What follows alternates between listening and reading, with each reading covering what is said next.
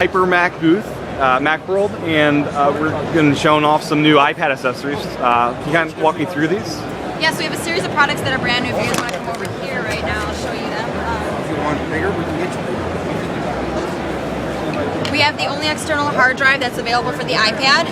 It has the software necessary internally to be able to communicate with the iPad. It's also a compact flash, a CF card reader, as well as an SD and HD reader.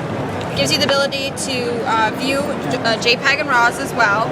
Now we sell it as a blank case, so if you're very particular about what kind of hard drives you want, you can put your own hard drive in here. It's a 2.5-inch SATA drive, and you can also do some stable state drives depending on the brands. And then on our end, if you want to get it pre-installed with hard drives, we do 100 gigabytes, 120 gigabytes up to 750 gigabytes. The starting price for the blank unit, the case, if you will, is $249.95. $50 more will give you that 120 gigabytes for $300. Therefore, you can upgrade your 16 gigabyte iPad up to 120 plus 16 for the same price you can get a 64 gigabyte iPad for. Is there? I saw SD card slots. How are those used on the product? So in the event that you're a photographer, you maybe want to view the images that you've had, you can do that from here. You can also save all those images and download it to the hard drive, from which point you can then move it over to the iPad. And then thirdly, this is also used for your as a regular hard drive for either your MacBook or your PCs. So when you get the SD card, it can copy it over right to the hard drive, and will it delete the SD card at the same time, or how does that work? That's at your discretion. Okay. So, yeah. And then as far as how do you work with files on the iPad through a hard drive? Do you have to copy the movies over to the internal before you can start to work with them, or? So to utilize whatever files you have, yes, you do have to copy them over. It's a 1 gigabyte per minute transfer rate.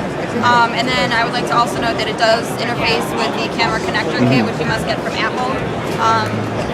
So with that being said, it's great for people that want to folder things out, because this gives you the ability to sector things out by file folders and recall them that way. I ran into a DJ, he has different music genres, and you can't put number one, all his music on here.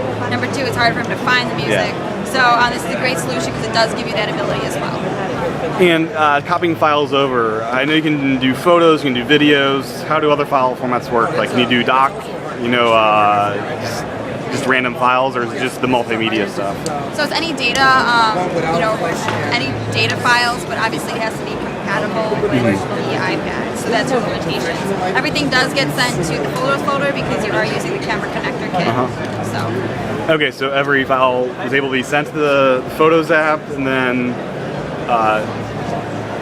like, say you have a Word document, you wouldn't want to store that on there. Are you able to open it up in like Pages, or how would that work? It opens normally. So if I put a video in the Photos folder, it's going to open up as a video. If I put a PDF, it'll open up as a PDF. It's just where it gets sent. Okay, very cool. And what's this other one down here? Is it the same product, or is it a little bit different? Well, we have two other devices. This device is another hard drive. This isn't out yet. We're debuting it here at Macworld. This is going to be out in March, April of this year. It has the same functionality as the other hyperdrive, but it's without all the SD slots and card reader capabilities. The other nice thing is, whereas this hard drive you interface with both the unit and the iPad, this one you only interface with the iPad. The other big difference is going to be your price points. So whereas this case came for $249.95, the other one that's coming out in March and April will be debuting at $99.95. Awesome, very cool. Are there any other I saw an iPad stand for charging. Any other things you'd like to show off? So this is our iPad stand for charging.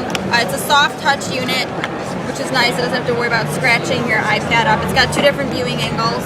It's got a 45-degree angle for typing, and then it has an 18-degree angle for more like presentations. It's also a battery, so it's a 2-in-1 device. This gives you 16 additional hours of time, so your iPad theoretically should be getting about 10 hours. So you're looking at about 26 hours total when you use it in conjunction with this. You do use your typical cord connected to that. And if you have a case for your iPad as well, there's enough wiggle room in here where it'll also fit in the slots as well. And this is retailing for $149.95. Okay, weight, is it something you could travel with pretty easily? Oh yeah, this is really light. Light, okay. Yeah. I don't know the exact weight off the top of my head, but it's not something you should be concerned about. Okay, very cool. Thank you for your time. Thanks.